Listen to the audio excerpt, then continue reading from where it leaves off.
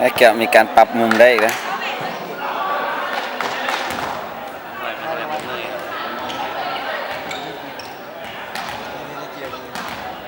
ดูนิดจิบเราติดตั้งนั่นแหละก็ไม่ได้เลยวันนี้มันเปลี่ยนเป็นชุดนั้นอับราฮัมที่ต่อไปซาร่าใครที่ลงตลอดเลยใครโดนลงคุณจะทำยังไงแต่ที่ลง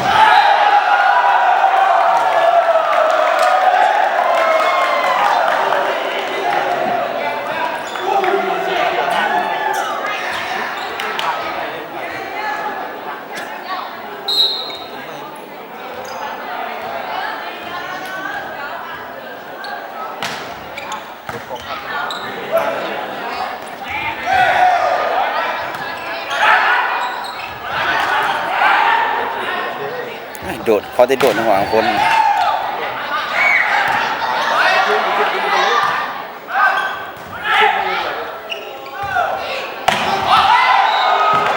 เจ้าเอ้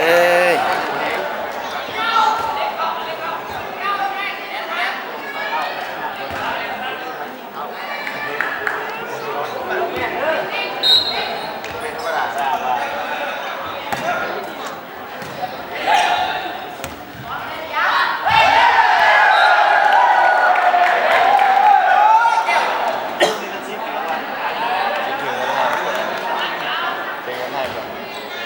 ได้พิเศษอย่าง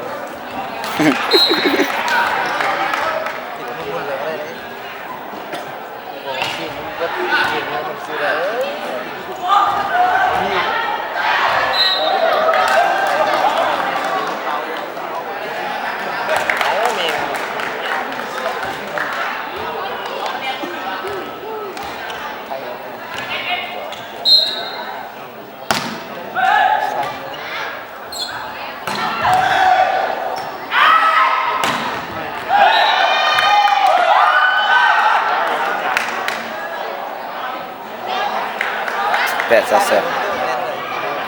18-2เนี่ยวะ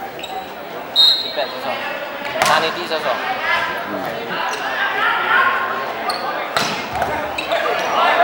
ก็สูงนะ